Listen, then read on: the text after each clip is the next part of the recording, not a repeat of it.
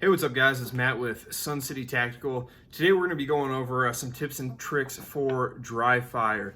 In today's day and age, with the ammo shortage being as crazy as it is, unless you feel like spending 60 cents a round on pistol ammunition, dry fire is more important than ever. There's a lot that can be learned with dry fire, and a lot of systems out there that can help you get better at practicing those fundamentals of marksmanship without even going to the range. Now, before I get this started, I'm going to let you know about a little system that I purchased recently.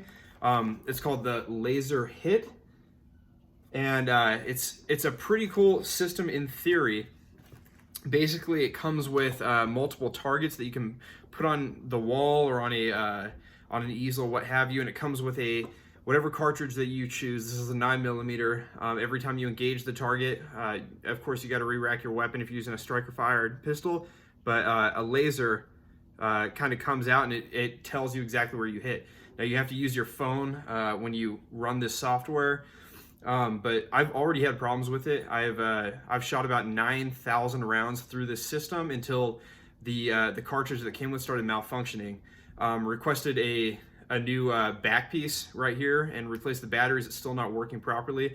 Luckily, Laser Hit is sending me a brand new one free of charge that I should have within the next week or so. After I get that, I can make a video kind of showing you how the system works.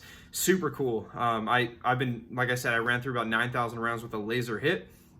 Went out to the range last weekend. Fired about 100 rounds through my EDC just to see if it helped me improve or not, and my shots are spot on. I mean, my grouping is insanely better than it was in the past. But for the average person that doesn't have that system or doesn't have the means of getting it, we're just going to go over some simple dry fire techniques and some things that can help you become a better shooter. So first things first, if you're going to dry fire, clear your weapon of all ammunition, put ammo in the other room. Right now I'm in my living room. All of my ammo is in my kitchen. My gun is empty completely, no ammo whatsoever. Now I really like using dummy rounds such as this. This is kind of older and beat up, but I use it every time I dry fire just to kind of protect my firing pin a little bit more. I know you don't really have to use dummy rounds in newer weapons such as a CZP-10, but I still like to do it for practice, and I use these a lot for like mag changes, things like that. But anyways, I am going to put my dummy round in this pistol and load it up so it's good to go, and I'm going to holster it. So there's a lot that you can do with dry fire to kind of help you become a better shot. First things first is before you even start squeezing the trigger, you have to make sure that if you're practicing your EDC weapon, like what I like to do, you're working on your draw, you're looking at your target acquisition before you even work on squeezing that trigger, all right? So if you can see back here, I have two pieces of blue painter's tape, about an inch by an inch on the wall. Now I have those set up over there just to kind of show you what I'm looking at. I have two more on this wall right here. And essentially what I practice on before I do anything, and what I've learned, is slow and smooth, right? So you're gonna identify one at first, and that's your threat. The other one is just up on the wall, okay? And now what you're gonna do is you're just gonna practice your draw nice and slow. You're gonna draw your weapon, start here, come up, and you're gonna wanna keep the weapon parallel to the ground, okay? As you're identifying your target, you're gonna walk your gun up, and you're gonna keep your eyes on your target, not on your pistol. Once you bring your gun up, you're then going to align your sights onto the target, and this is when you focus your eye, whatever your dominant eye is, on your sights. So they should be aligned on the target before you even focus your eye, okay? After you do that, you don't squeeze the trigger or anything. You're gonna bring it back, you're gonna holster, and you're gonna cover it up. And you work on that a few times. So you identify your target, get your weapon, bring it up, draw, and align. Okay, after you practice that a few times and you're feeling nice and comfortable, then you can start working on your trigger squeeze. It's all subject to whatever you like as far as how much pressure you apply with your support hand. I give a little more about the 70-30, kind of what you hear people talking about online and what people preach, but it just works for me. I also like to get up high and forward with my support hand when I'm engaging a target. But so you run through that drill a few times, and this is when you'll start engaging targets, okay? So you come up nice and slow, get on, squeeze, you like it, then you reset and put your gun in the holster. And you're just gonna keep practicing that, okay? Until you can get it nice and fast. Squeeze. But the goal here is slow is smooth, smooth is fast, right? So as long as you can get that muscle memory down of drawing your weapon, getting on target, and then firing, the speed will come. All right?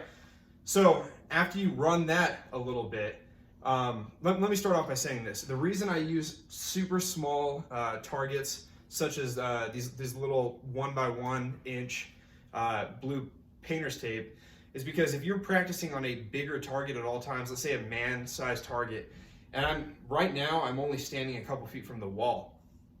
If I'm doing that all times or at all times, then when the day comes that I have to use my EDC on a threat, I will not be as accurate as I would be if I'm used to using it on a 1 inch by 1 inch square piece of tape, okay? So that's why I like using the smaller the target, the better. And when I show you the laser hit system in a future review, you'll see that it comes with some very small man-sized targets that are meant to simulate a very far distance. That's what you can practice on, and that makes you that much better, because when you're in a situation in a store that's getting robbed or in your home, whatever the case may be, and you have to use your firearm, you're going to be that much more accurate, okay? So after you run through, you have as many pieces of tape you want. I mean, a lot of times I'll put them all over multiple walls. I kind of work on clearing my house and everything. And I usually do this when my wife's upstairs taking a bath or whatever the case may be. But you work on that first draw, engage, okay? So now you have a second target. And you can just do a real quick reset. Now, you're going to identify your next target and then bring the gun in and down. So now you're just practicing and kind of maneuvering your firearm, okay? So, I don't know if I reset that properly that last time. So you're gonna run through that a few times. After you're good on target acquisition, then you're gonna go ahead and engage 2 targets, okay? And another good drill that I'll run sometimes with buddies, or if my wife's down here, she'll name which one's the threat. So she'll say left target or right target, whatever the case may be. So in this case, I'm gonna use my right target as my initial threat and my left target as my secondary, okay? So right target, I'll draw, engage, reset, and then I'll go to my left, engage, reset, and holster. Simple enough. And we'll run through that multiple times. So now we'll say the left is the target, all right? So I'll draw, engage, reset, go to the right, engage, reset. Now when you're acquiring a second target, the goal is to not move your gun as you're looking, okay? You want to identify the target and then move the gun onto your second threat, okay? So engage the first target, look, scan over, and then you would engage your second target. But little drills like this are going to be super helpful with your improving your fundamentals of marksmanship over time. And when you're engaging these little targets, watch for the things that you know you have to be watching for already, okay? So as you're squeezing the trigger, watch for jerking the trigger. Just observe your front sight post. See if you're pushing it left or pushing it right. It is harder to notice this on dry fire over actually going to the range and shooting and seeing where your rounds are impacting. But if you watch close enough, if you work nice and slow at first, get that good squeeze with your support hand, get a nice trigger squeeze, you're going to notice where your round would have impacted compared to starting off and going full speed. You wouldn't notice. So work nice and slow, work smooth, practice those fundamentals, and it'll make you an overall better marksman. All right, guys, thank you very much for watching.